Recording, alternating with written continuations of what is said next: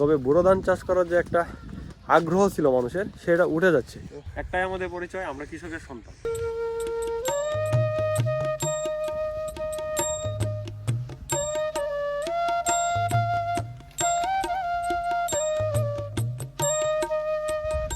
এটাকে আমরা বলি হচ্ছে ডুর।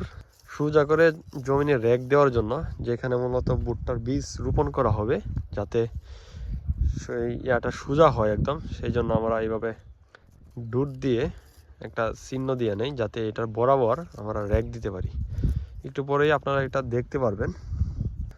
একটা লাঠি, ওইটার মধ্যে হচ্ছে সুতা লাগানো আছে, আর একটা ওই মাথায় ঘেরে দেওয়া হবে মাটির মধ্যে, এবং এটাই মাথায় লাগানো হবে। তারপর এই মুহূর্তে আমি আছি হচ্ছে ফসলি মাঠে। এই যে ফসলি মাঠগুলা পিছনে দেখতে পাচ্ছেন, এগুলো হচ্ছে আমাদের বাড়ির সামনে, যেটাকে আমরা বলি হচ্ছে বাড়ির সামনের জমিন।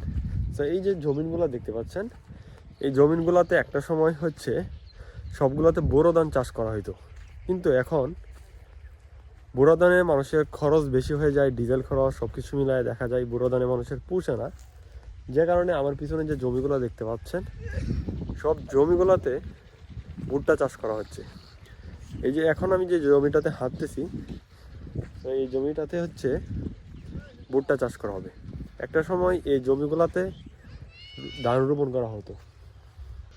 দেখেন, এই জমিটার মধ্যে ভুট্টা চাষ করা হয়েছে জাস্ট আপনাদের দেখানোর জন্য। এখানে পরস্পর যে কতটা জমি আছে, সবগুলোতে ভুট্টা চাষ করা হয়েছে।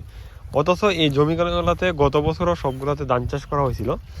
ধীরে ধীরে আমাদের এলাকায় দেখেন পুরোটাই ভুট্টা চাষ। দেখেন ওইখানে কিন্তু বোরো ধান চাষ করার জন্য যে মেশিন, সেলো মেশিন, পানি তোলার জন্য, সেই সেলো মেশিনটা কিন্তু জমির কোনায় আছে।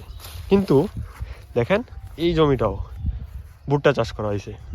দেখেন কতগুলো মানুষ কাজ করতেছে, সবাই কিন্তু জমিতে ভুট্টা রোপণ করতেছে। কিন্তু এই জমিগুলোতে, সবগুলো জমিতে ধান চাষ করা হতো, বোরো ধান চাষ করা হতো। জাস্ট আপনাদেরকে কয়েকটা জমির দেখায় আইডিয়া দেওয়ার চেষ্টা করলাম।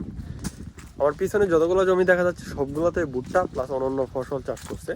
তবে বোরো ধান চাষ করার যে একটা আগ্রহ ছিল মানুষের, সেটা উঠে যাচ্ছে। একটাই মাত্র কারণ, কষ্টের কথা বিবেচনা করে, খরচের কথা বিবেচনা করে। এই যে দেখেন, এই জমিতে ভুট্টা চাষ করা হবে, আর এই কর্নারে একদম সেলো মেশিন, যে মেশিনটা মূলত পাম্প করা হয়েছিল মূলত এই জমিতে পানি দেওয়ার জন্য, বোরো ধান চাষ করার জন্য। এখন এই কারণে দিন দিন চালের দাম বেড়ে যাচ্ছে, ধানের দাম বেড়ে যাচ্ছে।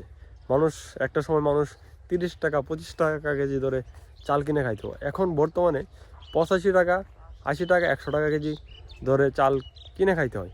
এটা আসলে আমাদের জন্য খুবই দুঃখের বিষয়। যাই হোক, এখন হচ্ছে এই জমিটাতে ভুট্টা রোপণ করা হবে। এই যে সুতা ধরে, এই যে সুতাটা দেওয়া হয়েছে, এই সুতা ধরে হচ্ছে যে অ্যানালগ পদ্ধতি, গ্রামীণ পর্যায়ে যে আগে কৃষকরা দিত, যদিও এখন এইসব কাজে এটা ইউজ করা হয়। এইভাবে হচ্ছে রেক দেওয়া হয়।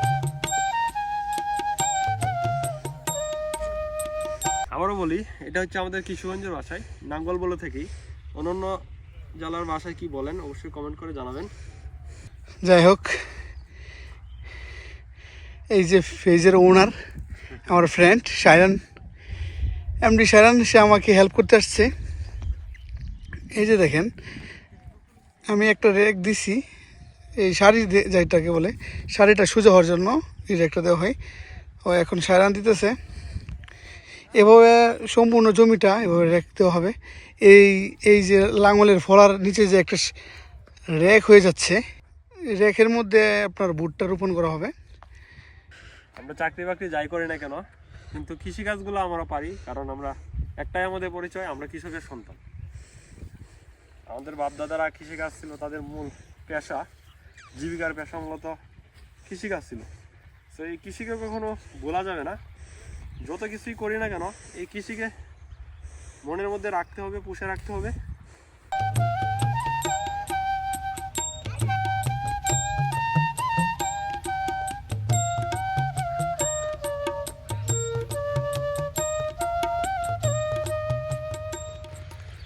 তো দেখেন, এইভাবেই মূলত ভুট্টা রোপণ করা হয়।